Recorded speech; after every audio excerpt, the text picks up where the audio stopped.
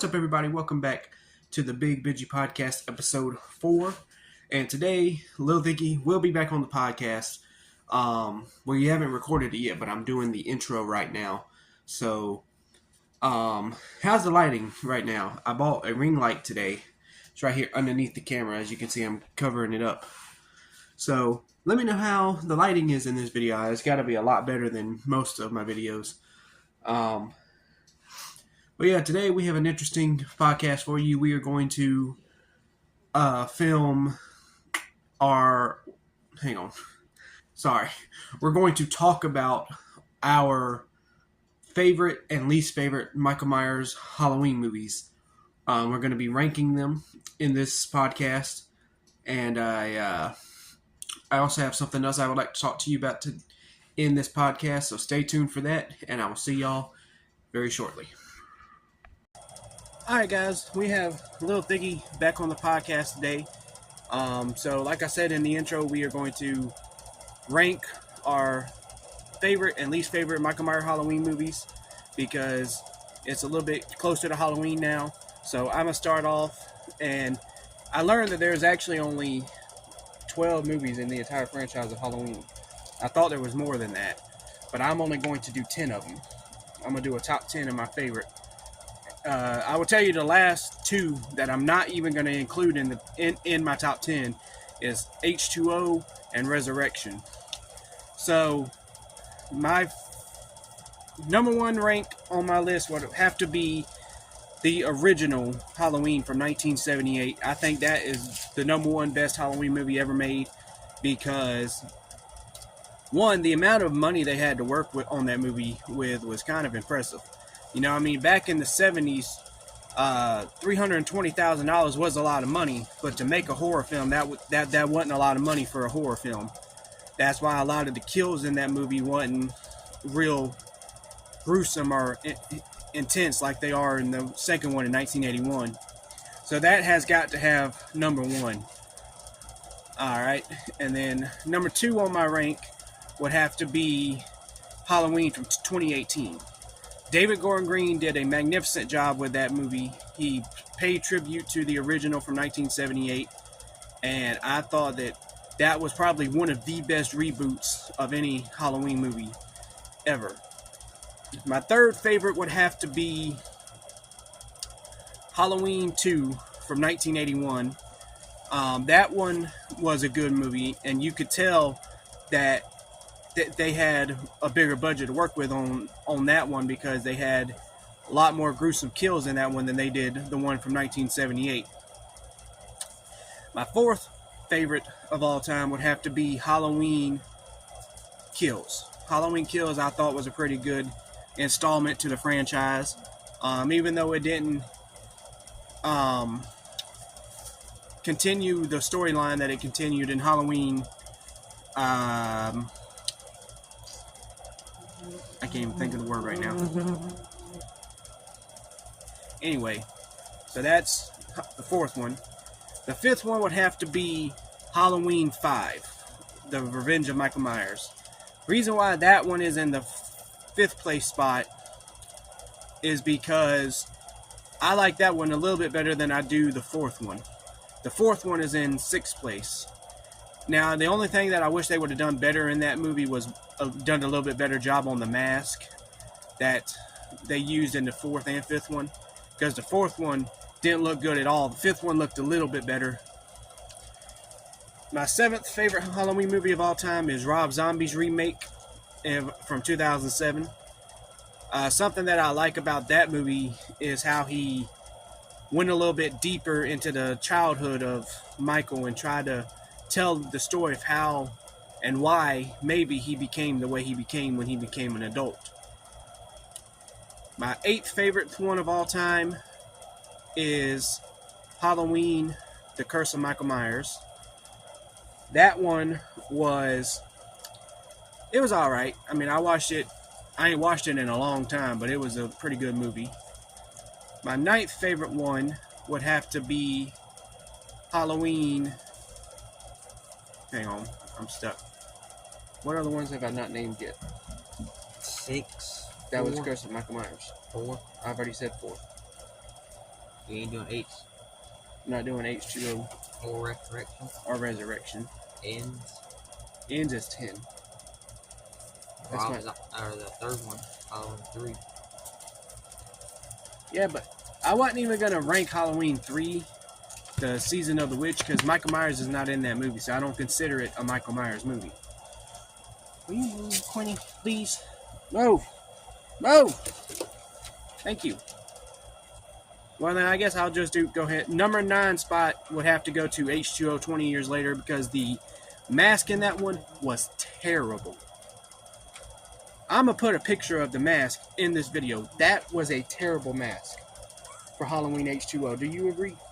I think so. That was a terrible mask. And last but not least, my 10th and my least favorite Halloween movie of all time is Halloween Ends from 2022. That movie was nothing but a disappointment.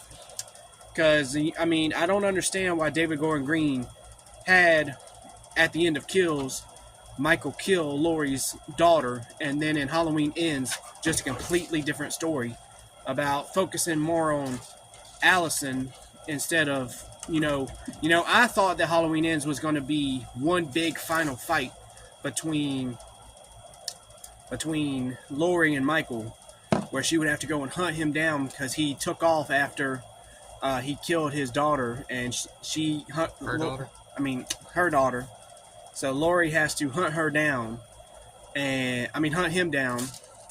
and then it would be one big final fight between the two, and one of them was going to live, and one of them was not. Or both of them would have died knowing they had stopped and killed one another. So that's what I thought Halloween Ends was going to be, but it wasn't. So that's why that movie was a huge, huge disappointment. And now, Lil Thiggy's going to do the same thing on his ranking. So go ahead and start off. Alright, my number 1, I'm going Halloween 2018, where Ben has it at the 2. I think this one was probably the best one because I think it follows kind of the same things as the first one, 1978 Halloween, which made it so great. I love the return of Jamie Lee Curtis. I like how her characters were swayed in this movie. I think Michael is very powerful in this movie. Maybe the most powerful he's ever been.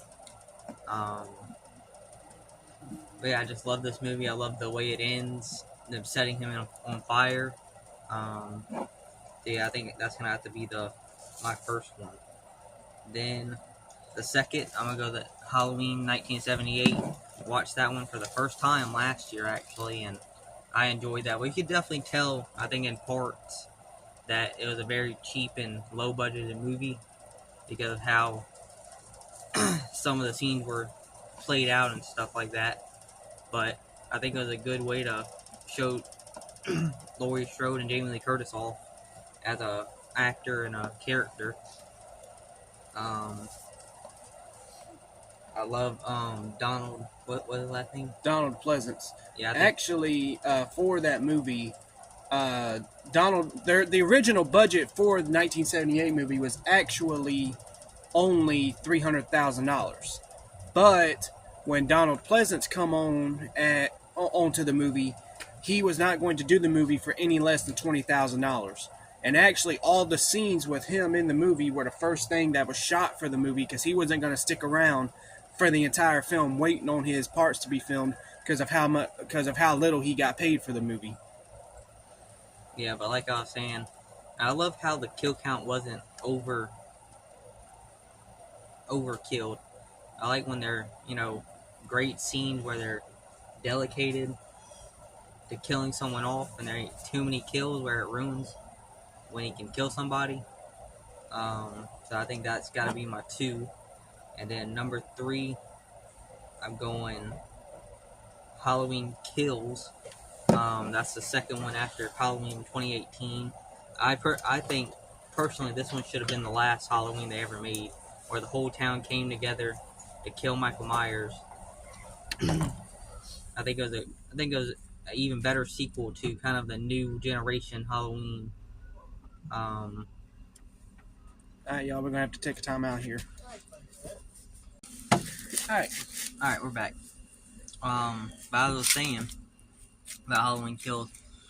But yeah, I think this one should have been the end of the series. I think it would have been a good final night of Michael Myers coming to terrorize his town for the final time, then finally killing him off as a town. I think that would have just been better, especially how ends became. But now my fourth one, Halloween Rob Zombie. I think this one is a good one. I think it goes a little bit deeper into the childhood of Michael. Um, Not a huge fan of Rob Zombie's films in the first place. My least favorite is actually the second Halloween movie from Rob Zombie. Um, Yeah, he but I kind think of this one goes a lot towards John Carpenter's Carpenter. Carpenter um, type of style of work. So, and I thought the Michael was pretty scary in terms of physique. But my number 5, Halloween 2. This one was the sequel to the 1978 one. You can definitely tell these guys had a bigger budget this time around. I love that they did it in the hospital. I think there's just something creepy and scary about a dark hospital. So I think that was a good place to have it set. Um, it was pretty cool to see Michael didn't die after the first one, after getting shot 6 times. Um, and again, he gets caught on fire, doesn't he? In The last second one they attempt to blow him up, and that's why in Halloween 4, when they're trying to transport him, he's all wrapped up and everything because he's all burned up and stuff from Halloween 2 or the end of Halloween 2.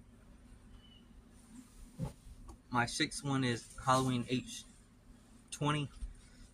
This one was the return of Laurie Strode since the second one.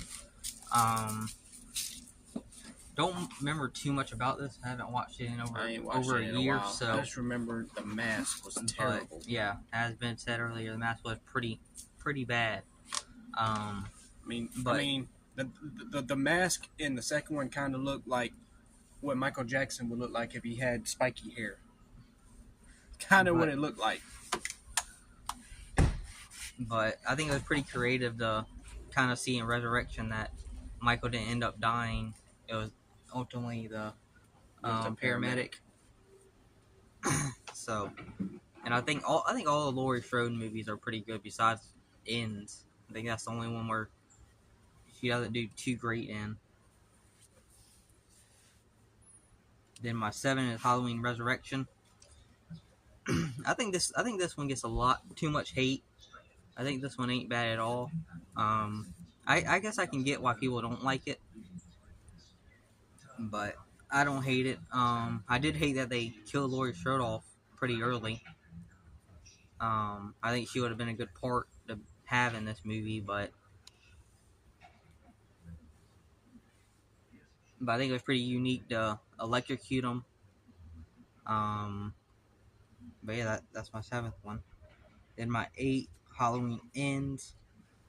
I hate to see what your 10th one is. In terms of how people rank this one, I think they just rank it because of how less Michael Myers is in this movie and how he's presented, and just how after Halloween Kills, you think, okay, this is gonna be a great final battle. I don't think I've been too bad, but unless they use Michael more and use less of that kid, Corey. That's another thing I didn't understand. I mean, I remember when that movie first came out, I said, how are you going to make a movie about Michael Myers and only give him like 30 minutes of screen time throughout the entire movie? And early in the movie, he gets beat up by that kid, so it kind of shuts down the legitimacy of Michael in that movie. But my number 9 is Halloween 3, Season of the Witch. This is the only Halloween movie that doesn't involve Michael Myers. But I don't think this movie is bad. I don't think if it's not called Halloween, I think people enjoy it. I actually watched that last Sunday, and I had a good time watching it. I think people just dislike it for the fact that Michael Myers ain't in it. But I think it's a pretty solid one. If you haven't watched it, I would. But my 10 is Halloween 6, the first one, Michael Myers. Again, I don't really remember much of this one because, again, I did watch it over a year ago. I haven't watched it this year yet. But yeah, I think that's my list of the top 10 Halloween movies. So yeah, ultimately to me, Halloween 1978 is the OG Halloween. It's probably the greatest Halloween movie. And in the 70s, it was the greatest slasher film of that time. Until we got into the 80s and 90s. And in the 80s, I think the greatest slasher movie was probably either one of Friday the 13th or a Nightmare on Elm Street. And then when we got into the 90s, I believe Scream got the title as best slasher movie. Speaking of Scream, how about we rank that?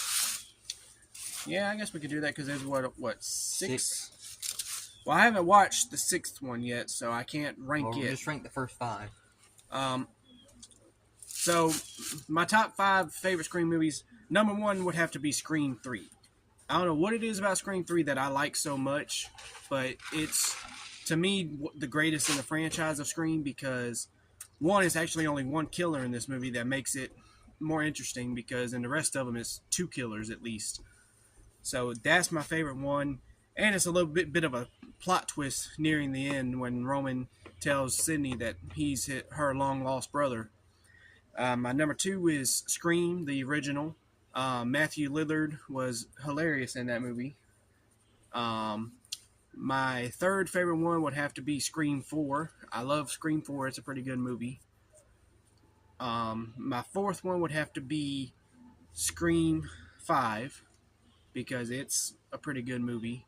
And then Scream 2 was probably, to me, wasn't that good of a Scream movie. Well, before I get my list off, but now I will include the 6th one because I have watched that multiple times. I think all these movies are great. I don't think there's a bad entry in this franchise, which is very weird to see from a horror or really any franchise where it's consistently good. Last week it was announced that Scream 7 will come out February 27th of 2026. So I hope it can stay consistent. Sidney Prescott and Neva Campbell's back playing as Sidney, so really excited to see that. But let's go ahead and get to my list. I'm gonna go from 6 to best. So at my 6, I'm going Scream 2 as long with Ben. I don't really love the setting of the college here. At least in 6, where they're at a college, they're in New York, so they can use that aspect to the movie. I think here it's just kind of bland. Nothing too crazy, nothing that's gonna pop out. I do love the opening scene in the movie theater. I think that's really creative. One of my favorite opening scenes, probably besides the OG Scream one. The killers, Mickey, and then Nancy Loomis, Billy Loomis's mother. I mean, they're pretty good. I think Mickey's probably the most psychopathic Ghostface because he just did it for the fun of it. He didn't really do it for a motive. And Nancy did it for revenge. So, but yeah, this one, I think this is probably the worst performance from Gale, Sidney, and Dewey in any of the movies. So I think that's probably why it goes in 6 on my list. Number 5, I'm gonna go with Scream. I'll go Scream 3.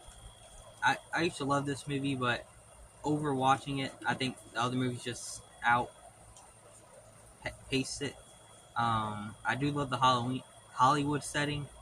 I think there was supposed to be 2 killers. I think Angelique in Scream 3 was supposed to be another killer, but Roman killed her, or the writers just didn't want to put her in late. Because there are a lot different rewrites in this movie. But I do love the story about Sidney's mother. We get more depth into her past and kind of how that worked out. I think all the core characters are pretty good in this movie. I think I love that scene where the house explodes Um, One of my favorite probably kills and scenes of any Scream movie. Um, but number 4, I will go with Scream 5. In terms of motive, I think this is probably one of the probably the worst motive out of any of the movies. They just wanted to make a new Scream movie because they hated the other new ones that came out. They wanted a good new stab movie. That's just not a good enough motive for me. This was the first movie without Wes Craven directing it. Um, and the killers were pretty predictable. I'm not gonna lie. Richie, I figured out in the first like 30 minutes that he said he never saw any of the stab movies. That was a big red flag. I feel like Sydney really wasn't needed too much in this movie. I'm glad she was in this though. Dewey dying in this movie was pretty sad. I figured if any of them characters were gonna die, I figured it would probably be Dewey. But yeah, in terms of Sam Carpenter and Tara, I feel like they're not very likable characters in this movie. Besides the sixth one where they're really good and you really root for them not to die. I feel like in fifth one you're like, I don't really care if these guys die. We just don't want Sydney or Gail to die in the end. So in my 3, I will go Scream 6, the newest one. Again, like I said in 2, it is presented in a college setting, but it's in New York, so they can usually use that to their advantage. Like the subway scene, that I think that was a great scene to be a part of this movie. Along with the little store scene where Ghostface uses a shotgun. I think they're very creative, and like I said, I think the characters, you fall in love with them in this movie, and you really root for them in the end. And in terms of the killers, I think these are the worst killers out of all of them. It's Richie's family. It has the same motive for Scream 2 of revenge. Kirby returning from Scream 4 was a pretty good surprise. It was pretty nice to see her back. Gail being the only legacy character in this movie was pretty weird, but I feel like Sydney was not supposed to be in here at all. I think they wrote it well enough where like Sydney could have just never been there, and I don't think many people care that she wasn't. Yeah. But number 2, I'm going to go with Scream 4. In terms of the opening, it's not one of my favorites. I think it kind of sets the tone for kind of what this movie is about. Is like you can never expect the unexpected. I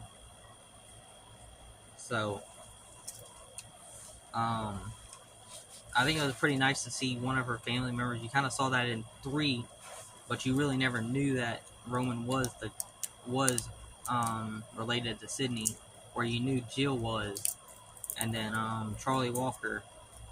I mean, he was kind of like a Mickey. He kind of just did it for the fame and did it for really no particular reason. I think there's some brutal kills. I think Dewey and Gail do their best work in these movies. Sydney maybe even do their best work in this movie. But yeah, that's number 2. Number 1, the regular Scream. This is probably one of the best horror movies of all time. Like he said, Matthew Leonard, a great character in Schumacher. Billy Loomis. I really like how they kind of tricked you out because you never expect 2 killers. So once they had Billy kind of off the suspect list, he actually ended up being one of the killers. So I think that was very creative and kind of a plot twist. I think Sydney Neva Campbell did a great job as Sydney. Dewey, Gail, Randy, phenomenal jobs. I feel like this movie it's paced very well. I mean, it feels like it goes by this, and yeah, but that is my Scream rankings from 6 to 1. So, all right, and we're gonna do one more topic of a movie that he went and seen today. I don't want you to go too in depth to spoil it to anybody who hasn't seen it. but they went and seen Terrifier 3 today. Just on a quick review, how did you like Terrifier 3? I think it was a pretty good one. I don't think it was good as 2, but I think it's pretty close. Um, I wasn't a huge fan of 1 at all. I think that was a pretty bad movie, but Well, you know they had a low budget for that but movie. yeah, I think the third one it was in the Christmas time, which you can kind of see that in the trailer. So I think they have the most aggressive and gruesome kills of any of these movies so far. Um, the two survivors from Terrifier 2, they're back in this one. So and they play a great and pivotal role in this movie. Art the Clown. I think it's pretty unique how he kind of gets back to life in this movie, but that's about all I can say without really spoiling it. All right. So now I would like to take this time to really give my condolences to all the people who were impacted by Hurricane Milton. It come through Tampa Bay and tore up Central Florida, and now it's gone. And like I said in last week's episode, if you got out, I hope that everything you left, your home, your belongings, I hope they're all right. And if you stayed, I hope that you made it through the storm safe and unscathed with no physical harm. Yeah, like you remember the Island Boys? If you don't know the Island Boys, they're pretty famous on YouTube. Search them up. But their parents' house, there was a tree that fell and it got stuck on the chimney. So it slowly stuck on the chimney, hanging. And if it didn't hang on the chimney, it would have fell on their house. And there's plenty of trees down in their yard. But I always said during a storm, I'd rather lose my house than my life. So I'm glad everybody in Florida's okay. I think there's only about 12 people that passed away. So far, right now, that's all they found is they said on the news last night about a dozen people found dead already. So I hope the number don't go any higher. But other than that, I hope Florida, y'all are able to recover from this. Let's pray to God that we won't, or that you or anyone will experience another storm this year, which I'm hoping we don't, because, I mean, it is starting to cool down. And so that should help the chance of tropical formations happening. But other than that, stay safe, and I pray that y'all have a good recovery, and y'all can bounce back from this. No, last night I was talking to Cassie, is the name of my wife. You know how dogs have hair? Mm-hmm. How come their hair don't grow like ours? I don't know. Well, I mean, because like you have, like, Dad has had Quinny for a while now, and her hair. I mean, it depends on what kind of dog. I mean, yeah, it is.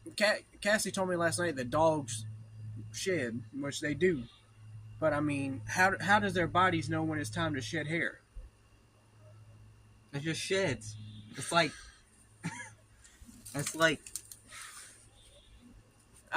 Y'all, I'm stupid. Sometimes I think of things that actually make you think, and then sometimes I'm think of things that just makes you think. Boy, shut your stupid something up. But like I said a couple weeks ago on the podcast, right now the WWE is booming with storylines. Right now, who do you think has the best storyline between Raw and SmackDown right now? I guess I have to go with the Bloodline one now, since The Rock came back at Bad Blood. So we'll see how Roman and Rock get along now that Roman teamed up with Cody.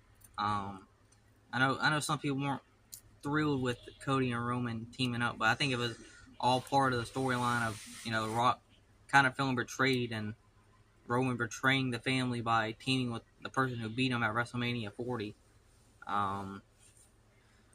we'll see when Roman and Cody get in the ring, or Rock and Cody for the title. They still have a match, I think, in the future, because The Rock did beat Cody at WrestleMania 40 and on night 1 to get it to a Bloodline Rules on night 2.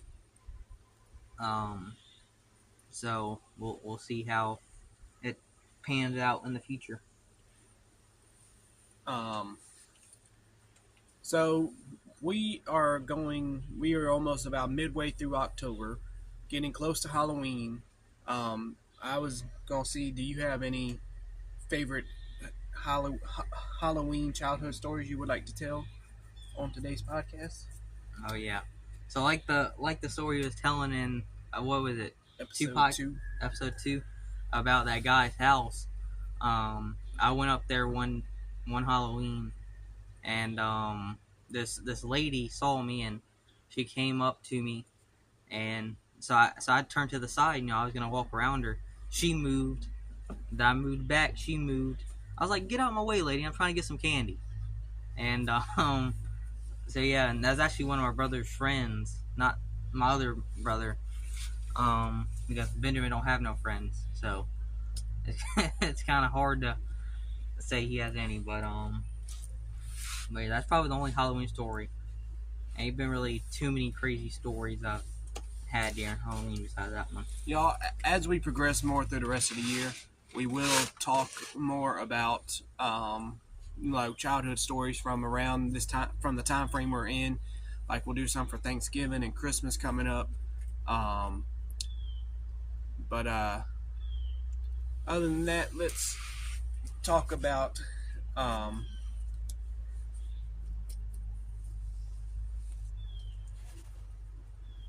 you got any ideas of something to talk about?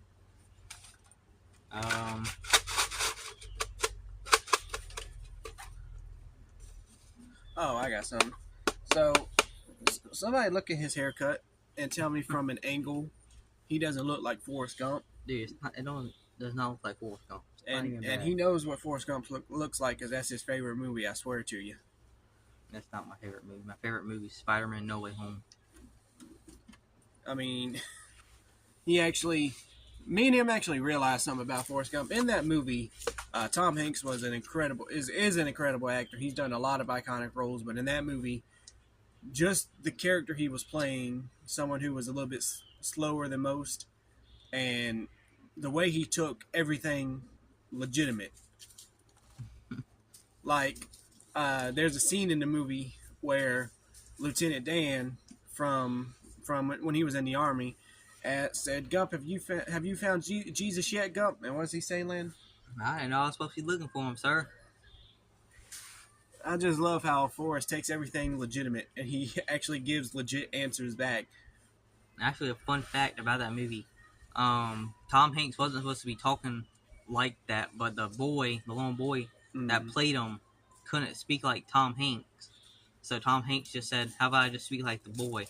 I just couldn't imagine Tom Hanks' voice now as that character without that act. Kind of speech. I wouldn't call it a speech impediment, but it wasn't. You could tell it wasn't his actual voice. Tom Hanks has played some very good roles over the years. He's played in Polar Express, which is a Toy Story classic movie. The Green Mile. The Green Mile was. I'm going to say, go ahead and go on record and say that either that or Saving Private Ryan was Tom Hanks. Were both, either one of them was his best role he's ever played in his entire life. Like Lance said, he did play in Toy Story. He was Woody. Did you actually know that when he went to audition for that role, the first thing he asked them if there was going to be any singing involved in the movie? Why? Because Tom Hanks can't sing. Tom Hanks legit said, "Because I can't sing, so they're singing. I don't know if I'll be able to do this." But I think they picked a bunch of good actors for this movie. Tim Allen played Buzz. Yeah, and Tim Allen. It's kind of weird because you grow up watching these characters, and anybody in the world could have played them as actors.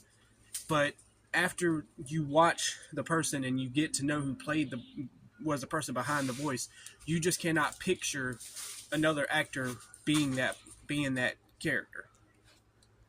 Just like, I mean, Forrest Gump. You couldn't imagine someone like, let's say, Adam Sandler or Will Ferrell or anybody of them playing Forrest Gump. I mean, since it was Tom Hanks that played him, you can't imagine anybody else playing him. Speaking of Adam Sandler, he's also had some great movies. Happy Gilmore 2's in production right now. So. And I'm excited for that to come out because that's going to be fun to watch. I Um, wonder if Grandma's going to be in this one. Probably not. Probably dead. I was about to say, if she is, she's going to be old as dirt. Nah, Adam Sandler's played in some, like you said, some pretty good movies. Little Nicky, Grown Ups 2. Billy Madison, Happy Gilmore, The Water Boy. A lot of good, The Longest Yard, a lot of good films he's played in. Now that you brought up Spider-Man, I talked a lot about Batman on last week's podcast. Out of all the Spider-Mans we've only had 3 real-life Spider-Man. Who do you think was the best Spider-Man and Peter Parker? Was it Tom Holland, Tobey Maguire, or Andrew Garfield? I think the best Peter Parker would go to Tobey Maguire or Andrew Garfield. I don't know. I'm still gonna go with Tobey for the best Spider-Man. The best Peter Parker. The best Spider-Man would either go to... I would probably go Andrew Garfield for the best Spider-Man. But none of his movies are good. I mean, it's just plain and simple. None of his movies are good. Tom Holland, I think he does a good job of doing both. But I think definitely in the first couple movies, like in the Avengers Civil War with Iron Man and Captain America, it was, kind of a long ride with them because he was so young. But I think this past one in Spider-Man No Way Home, I think he does a great job in it. And I think in terms of what he's lost, I think he's lost the most. I mean, no one remembers him. He lost his aunt. He lost Tony Stark, Iron Man, which he was very close to. I don't think you never watched the Avengers, have you? You need to watch the Avengers. I ain't real into a lot of superhero movies. I mean, I watch Batman quite often. Some of y'all maybe say, well, I mean, Batman ain't even all that cool. I think Batman's probably the coolest superhero, at least in the DC world. That's going to stir up some DC fans because a lot of people say Superman's the best. And Superman is cool, but you got to forget in Batman for Superman got his behind beat by Batman. Some of y'all may say, well, he cheated. He used the kryptonite. Where was the rule book at saying no kryptonite can be used? You got to think smarter, not harder. Or you got to work smarter, not harder. And so, other than that, I think that's going to be it for today's podcast. Because, I got a lot of editing to do in this video. Because, we actually wasn't planning on talking about any of the Scream movies or anything like that. So I'm going to have to add pictures of them so y'all know which ones we are talking about. But before we get out here, I'm going to add a clip in here. Today I was at Ollie's and I bought a ring light setup. That's what the phone's on right now. Because, sometimes when I film, the lighting's not the best. We decided to film outside today because it's a beautiful October afternoon. It's cool. It's not too hot. The mosquitoes aren't too bad. So we decided to film outside this afternoon. But, come in the coming episodes where I'm working on a studio in my house right now.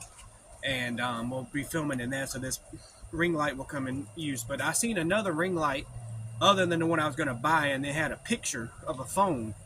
And I'm going to put the clip in right here. So enjoy that. And we will be right back after that's over.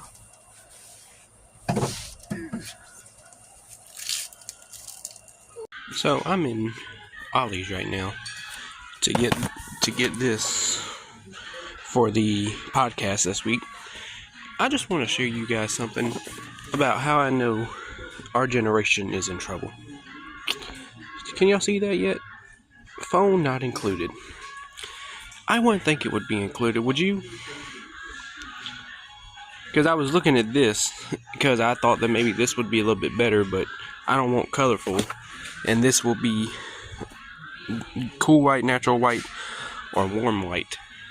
So, but just that. Phone not included. Thank you. I would have never guessed that. So yeah, I just know that our generation is in trouble.